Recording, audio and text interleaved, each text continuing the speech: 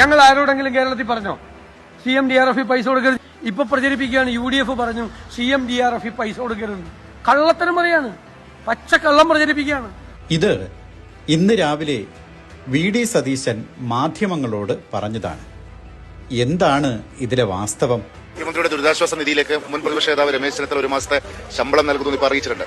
സർക്കാരിനെ കൊടുക്കണമെന്ന് ആരും പറഞ്ഞിട്ടില്ല. പാർട്ടിക്ക് തന്നെ അതിന്റേതായ ഫോറം ഉണ്ട്. ഇടതുപക്ഷത്തിന്റെ കൈ കൊടുക്കേണ്ട കാര്യമൊന്നുമില്ല. എല്ലാ പൗരന്മാർക്കും മുഖ്യമന്ത്രിയുടെ ദുരിതാശ്വാസ നിധിയിലേക്ക് പണം കൊടുക്കുന്നതിന് ഉള്ള അവകാശമുണ്ട്. അതൊരു പരസ്യമായി KPC പ്രസിഡന്റ് രമേശ് ചെന്നിത്തല ചെയ്തത് തെറ്റാണ് എന്ന് പറയേണ്ട കാര്യമുണ്ടോ?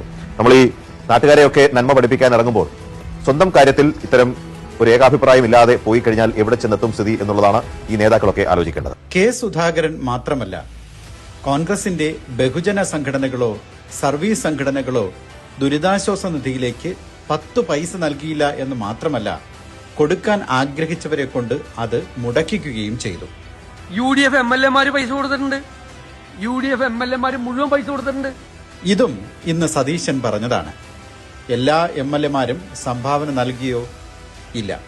22 കോൺഗ്രസ് MLA മുഖ്യമന്ത്രിയുടെ ദുരിതാശ്വാസ നിധിയിലേക്ക് സംഭാവന നൽകിയത് ആകെ 7 പേർ മാത്രം.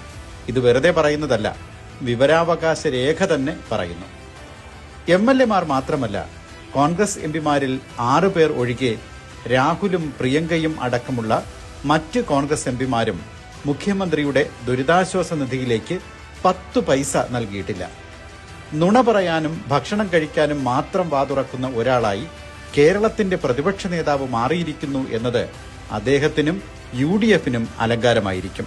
പക്ഷേ കേരളത്തിലെ ജനങ്ങൾ കുറച്ചുകൂടി നിലവാരമുള്ള ഒരു പ്രതിപക്ഷ നേതാവിനെയാണ് അർഹിക്കുന്നത്.